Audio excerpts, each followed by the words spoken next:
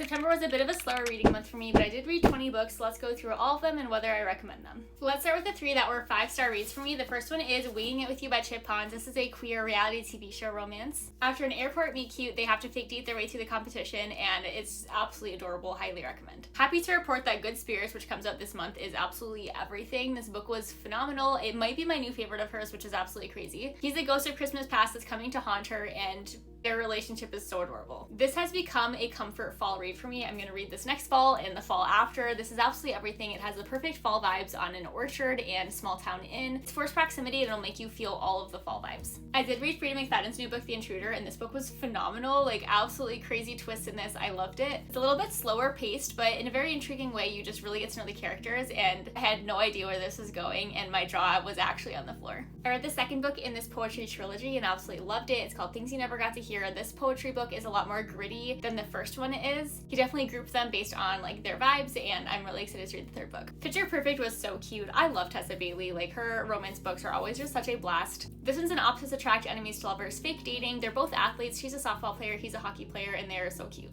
Next up was The Confessions, which I really enjoyed. This one has a bunch of letters arriving in the mail, things like murders uncovered, affairs revealed, family secrets exposed. All has to do with the supercomputer like AI system, which I found very intriguing. I'm obsessed with The Crescent Moon Tea Room. I'm so excited for the second book that comes out in October. This is like a magical witchy book. It has 3 witchy siblings who run a tea room together. Something kind of derails their lives, but how they all come back together is so cute and wholesome. The Executioners 3 was a really fun young adult mystery. If you like books like A Good Girl's Guide to Murder, then I think you'll really like this one. The Devil's Advocate is a crazy, wild legal thriller book. I love all of his books, and this one might be my favorite of his now. This one follows a very corrupt town where the district attorney is basically rigging certain court cases. The hook is he's won every trial because he's planned every murder. This has definitely some darker themes in it, but man, oh man, is this amazing. If you're a tennis fan like I am, then you have to read Game Point. This was adorable. It follows a girl who's really just been struggling. She never wins any of her Grand Slam finals, and then this guy's also a professional tennis player, and he agrees to coach her to try to get her out of this slump of always losing the final. I read One Golden Summer for a book trip that I was going on, and I loved this. I didn't love it quite as much as Every Summer After, but Carly Fortune, such a phenomenal author. She writes the most summery romances, and the vibes are always just immaculate. They're like a hug in book form. They always just make me happy, and I would definitely recommend this one. You Belong Here was unfortunately not my favorite of Megan Miranda's books. This one's a lot slower.